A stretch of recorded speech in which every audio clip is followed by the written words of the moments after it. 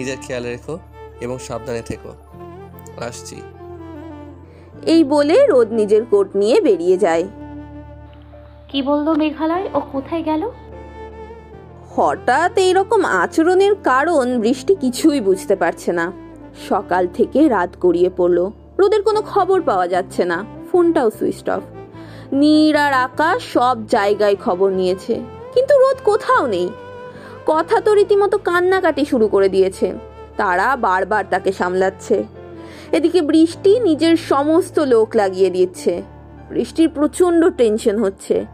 বারবার রোদের বলা কথাটা কানে ভাসছে, যেদিন আমি থাকবো না সেদিন বুঝবে। নীর এসেছে শুনে বৃষ্টি তাড়াতাড়ি নিচে যায়। বাবা, ওনার কোনো খবর পাওয়া গেল?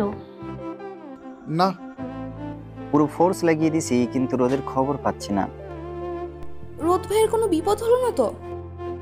না, আমার ছেলেটা কোথায় গেল?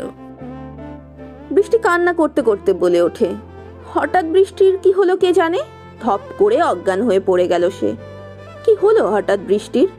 সময় এক বড় অদ্ভুত জিনিস, কখন কিভাবে অতিক্রম হয়ে যায় তা সত্যি বলা মুশকিল। এই যেমন বৃষ্টির জীবন থেকেও 5টা মাস অতিক্রম হয়ে গিয়েছে। রোদের এখনো কোনো খবর পাওয়া যায়নি। কথা প্রায় শয্যাশায়ী অবস্থায়, বারবার জ্ঞান হারিয়ে ফেলে আর রোদ রোদ বলে চিৎকার করে ওঠে। নীরের একবার হার্ট অ্যাটাক হয়ে গিয়েছে। আকাশ সবটা বুকে পাথর দিয়ে সামলাচ্ছে। নিজের সবটুকু সোর্স লাগিয়ে শেষ প্রচেষ্টা অবধি চালিয়ে গেছে রোদ।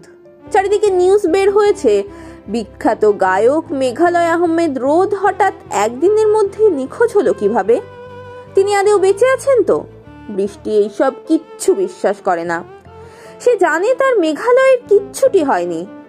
খট করে দরজা খোলার আওয়াজে বৃষ্টির ধ্যান ফিরে আসে।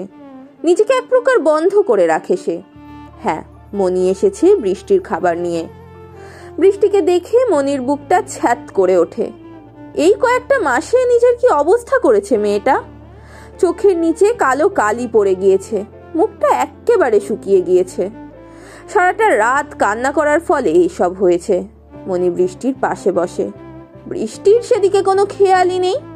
সে এক ধানে মিউজিক বক্সে রোদের গান শুনে যাচ্ছে। কি সুমধুর সেই কণ্ঠ, কত মায়া দিয়ে গান গাইতো রোদ। এই কয়েকটা মাস তো এভাবেই রোদের গান শুনে কাটিয়েছে বৃষ্টি। মনি বৃষ্টির কাঁধে হাত রেখে বলে, মারে এবার একটু খেয়ে নে। আমি কিভাবে খাবো মনি?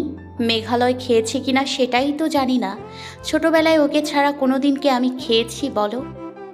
তা বললে কি হয় মা, তোর শরীরে একটা ছোট প্রাণ বেড়ে উঠেছে যে তোর মেঘালয় এর অংশ। এখন তুই না খেলে তো ওই ছোট প্রাণটাও খেতে পাবে না। তখন কি তোর মেঘালয় তোর উপর রাগ করবে না? হ্যাঁ, বৃষ্টি প্রেগনেন্ট। সেদিন জ্ঞান ফেরার পর সে জানতে পারে সে যে মা হতে চলেছে। কিছুক্ষণের জন্য সবার মুখে যেন হাসি ফুটে উঠেছিল সেই দিন। বৃষ্টির হাত অটোমেটিক্যালি নিজের পেটে চলে গিয়েছিল। কিন্তু যে এই বাচ্চার বাবা, সে যদি আজ এখানে থাকতো তাহলে এতক্ষণে পুরো বাড়িটা মাতিয়ে রাখতো। অথচ সে এখনো জানেই না যে বৃষ্টি 5 মাসের প্রেগনেন্ট। না মনি, এটা হতে দেয়া যাবে না। তুমি তো জানো মেঘালয় আমার সাথে অভিমান করেছে, তাই ও বাড়ি ফিরছে না। এখন যদি রাগ করে তাহলে তো আরও আসবে না। তাহলে লক্ষ্মী সোনার মতো খেয়ে নে মা। ঠিক আছে। বৃষ্টি প্রেগনেন্ট অবস্থাতেও নিজের ডেরায় গিয়েছে। এছাড়া তার কি বা উপায় রয়েছে? সবাই বৃষ্টির কাছে মাথা নিচু করে আছে। এদিকে বৃষ্টির আগে ফেটে যাচ্ছে। 5 মাস ধরে তোমরা একজনকে খুঁজে পাচ্ছ না, এই তোমার গ্যাংস্টার। সবাই মাথা নিচু করে আছে। Answer me damn it. Arup বলে ওঠে, ম্যাডাম প্লিজ, আপনি উত্তেজিত হবেন না। এই সময় উত্তেজিত হওয়া আপনার জন্য ক্ষতিকর। তুমি তো আমাকে আর কিছু বলোই নাই। মেঘালয়কে আমি সুস্থ ফেরত পেতে চাই। আমি জানি না তোমরা কিভাবে তা করবে, কিন্তু না পারলে তোমাদের কপালে শনি আছে। আচ্ছা অরূপ, ব্ল্যাক মার্কস। গাড়ি বের করো, এমপির অফিসে যাব। মানে আরবার মির্জার অফিসে? আমার মনে আছে। এর পেছনে নিশ্চয়ই আবরার মির্জা আছে। কিন্তু ম্যাডাম এই অবস্থায় বেশি বুঝো না। আবরার ও আরব নিজেদের মিটিংয়ে ব্যস্ত। সব পুলিশদের সাথে কমিশনার সিয়ামও রয়েছে সেখানে। ভাগ্যক্রমে আজ সাহেলও উপস্থিত। অরূপের সাথে করে গটগট করে অফিসে প্রবেশ করে বৃষ্টি। আবির একটা কাজের জন্য অফিসে এসেছিল। বৃষ্টিকে এই অবস্থায় দেখে তার বুকটা ছ্যাত করে ওঠে। এতদিন পর নিজের ভালোবাসার মানুষকে দেখে আমার কেমন যেন লাগছে, কিন্তু এ কি, ওর এই অবস্থা কেন? মনে হয় রোদ বাড়িতে ফিরছে না, তাই। সত্যি রোদ জিতে গেল। সবচেয়ে বেশি কষ্টটা লাগছে ওর শরীরে রোদের অংশ বেড়ে উঠছে। তার মানে ওদের মধ্যে সব ঠিক ছিল, কিন্তু হঠাৎ রোদ কোথাও উধাও হলো। বৃষ্টির হঠাৎ এখানে কেন? আবরার মির্জার কেবিনে যাচ্ছিলাম, একজনকে দেখে থমকে দাঁড়ালাম। আবির ভাইয়া, মির্জারা যতই খারাপ হোক, এই একজন ব্যক্তি আবির ভাইয়ার তো কোনো দোষ নেই। ও তো আমার বেস্ট ফ্রেন্ড ছিল। ইচ্ছা করছে আবির ভাইয়াকে গিয়ে বলি, আবির ভাইয়া আমি তোমার রোদেলা, কিন্তু না, এখন আমার পরিচয় দিলে চলবে না। আবিরকে দেখে বৃষ্টি এড়িয়ে চলে যায়। এখন কি আমাকে বন্ধুও মনে করো না রোদেলা, এইভাবে এড়িয়ে গেলে? Meeting room. দেখুন, আমাদের সবার আগে এলাকার মানুষের সকল দুঃখে পাশে থাকতে হবে। তখনই কেউ প্রবেশ করে। মিস্টার আবরার মির্জা, আপনার নাটক শেষ? সবাই কণ্ঠস্বরটা শুনে পেছনে তাকায়। বৌমা তুমি? জি, আমি মেঘালয় আহমেদ, রোদের স্ত্রী। ক্লিয়ার? তুমি এখন এই অবস্থায় কেন? দেখছো না আমরা মিটিং করছি? সেইটা বন্ধ করতে হবে, কেননা আমি আবরার মির্জার সাথে কথা বলতে চাই। আরব কিছু বলবে তার আগেই আবরার বলে ওঠে, আপনারা এখন আসতে পারেন। সবাই আবরারের কথা শুনে চলে যায়। তো মিসেস রোদ, সরি, আমার সৎ ভাইয়ের মেয়েও বটে। আবরারের কথা শুনে বৃষ্টি ভ্রু কুচকায়। আবরার বাঁকা হেসে বলে, কি ভাবছো? তো তোমাকে কি করে চিনলাম? তোমার প্রতিটি শিরায় উপশিরায় আমাদের মির্জাদের রক্ত বইছি।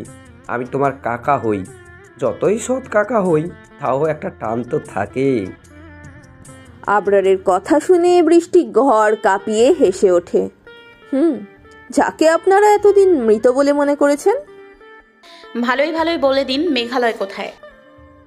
এইটা ঠিক, রোদকে আমি মারতে চেয়েছিলাম, কিন্তু এইবার আমি কিছুই জানি না। আপনি কি ভেবেছেন এইভাবে আপনি পার পেয়ে যাবেন? তোমার বাবা আমার কিছু করতে পারলো না, তুমি কি করবে? কি করতে পারি সেইটা দেখিয়ে দিব। এই বলে বৃষ্টি চলে যায়। একেও তাড়াতাড়ি রাস্তা থেকে সরাতে হবে, তাও আজকে। রাতে বৃষ্টির মনে হচ্ছে কেউ তার পেটে গভীর চুম্বন করছে। বৃষ্টি চোখ খুলে দেখে রোদ। রোদকে দেখে বৃষ্টি কিরকম রিয়্যাক্ট করবে তা বুঝতে পারছে না। আমাদের সন্তানের খেয়াল রেখো রোদেলা, ও এখন তোমার দায়িত্ব। বৃষ্টি ধপ করে উঠে বসে, কিন্তু কাউকে দেখতে পায় না।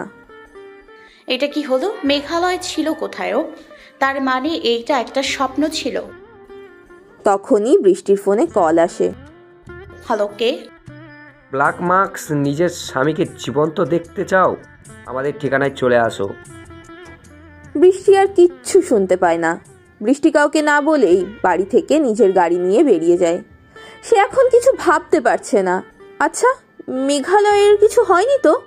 না না, এটা হতে পারে না। এদিকে বৃষ্টি 5 মাসের প্রেগনেন্ট অবস্থায় পেটটা খানিকটা ফুলে গিয়েছে। এই অবস্থায় এত রাতে ড্রাইভ করা সত্যি অনেক রিস্কি এবং কষ্টকর, কিন্তু বৃষ্টি এসব কিচ্ছু ভাবতে পারছে না। মে মাস চলায় চারিদিকে বাতাস বইছে, যে কোনো সময় বৃষ্টি নামতে পারে। হঠাৎ একটা গাড়ি আসায় বৃষ্টি জোরে ব্রেক কষে। হঠাৎ বৃষ্টি অনুভব করে তার তলপেটে অসহ্য ব্যথা হচ্ছে। উফ, কি কষ্ট। আচ্ছা, বেবি ঠিক আছে তো? রোদ তো আমাকে বলেছিল বেবির খেয়াল রাখতে, আমাকে দায়িত্ব দিয়েছিল। আমি কি সেই দায়িত্ব রাখতে পারবো না? আল্লাহ গো, আমি এই ব্যথা সহ্য করতে পারছি না। বৃষ্টি হঠাৎ খেয়াল করে তার হাতে রক্ত। রক্ত কোথা থেকে আসলো? তার বেবি ঠিক আছে তো? এদিকে বৃষ্টি অসহ্য ব্যথায় জর্জরিত হয়ে যাচ্ছে। না, এইভাবে হারলে হবে না। মনে রাখতে হবে আমি একজন গ্যাংস্টার, আমি এইভাবে হারতে পারি না। আল্লাহ গো, তুমি সহায় হও। না, তেমন কিছু হয়নি। বৃষ্টির বেবি জাস্ট একটু কিক করেছিল, আর গাড়ি স্টিয়ারিং এর সাথে লেগে বৃষ্টির হাতটা কেটে গেছে। বৃষ্টি জোরে ড্রাইভ করা শুরু করলো, তখনই কিছু গাড়ি বৃষ্টির গাড়ি আটকালো। বৃষ্টি বাঁকা হেসে গাড়ি থেকে বের হলো। হ্যাঁ, আবরার এসেছে, আরাব, শ্যাম ও সাহেলও এসেছে, আর তাদের সাথে বেশ কিছু গার্ডসও এসেছে। এসেই গড়ওয়ালি মূর্তি। আমার সত্যি খারাপ লাগছে, আমার ভাইপোর শেষ চিহ্ন বাচ্চাটাও চলে গেল। বৃষ্টি জোরে হেসে বলল, আপনারা এত ভীতু? একজনকে মারার জন্য এতজন? সত্যি জবাব নেই আপনাদের। বেশি বকবক করো না, একটু পরেই স্বামীর কাছে পাঠিয়ে দেব। মানে? আরে বাবা, আমার ভাইপোটা বেশি করছিল, কি ভেবেছি কি ও আমাদের উপর দিয়ে যাবে? মেঘালয় আপনার বোনের ছেলে, একটু কি লজ্জা করে না এইসব কথা বলতে? আমার থেকে আপন আমি কাউকেই ভাবি না, এমনকি নিজের মেয়েকেও না। তাই তো, এর থেকে আর কি আশা করাই বা যায়। আমার ফুপাজি। আরে আমার ভাতিজি, একটু পর তুমিও তোমার পরিবার তোমার স্বামীর কাছে চলে যাবে। আমার মেঘালয় বেঁচে আছে, ওকে? আমি তো এটাই চাইছিলাম ও বেঁচে থাকুক, বাট একটা গ্যাংস্টার হয়ে আমার মতো মাফিয়ার কালো ব্যবসা নষ্ট করতে এসেছিল, এটাই প্রবলেম। গ্যাংস্টার? গ্যাংস্টার, ডেভিল গ্যাংস্টারের লিডার। তাহলে তুমি কি ভেবেছো তুমি এমনি এমনি এই গ্যাংস্টারদের দুনিয়ায় এসেছো? আমাকে তো মনি টাকা দিয়ে হেল্প করতো। কি ভাবছো? রদি হলো সব নাটের গুরু। রদি একজন প্রফেশনাল গ্যাংস্টার, আর তোমাকেও গ্যাংস্টার হতে রদি সাহায্য করেছে আড়াল থেকে। না হলে বলো, আমরা কি ওকে কম মারতে চেয়েছি? কিন্তু পারিনি। এতদিন স্মৃতিশক্তি যাওয়ার নাটক করছিল। হ্যালো গাইস, ভিডিওটি ভালো লাগলে একটু লাইক করে দিও, আর অবশ্যই কমেন্ট করে জানাও ভিডিওটি তোমাদের কেমন লেগেছে।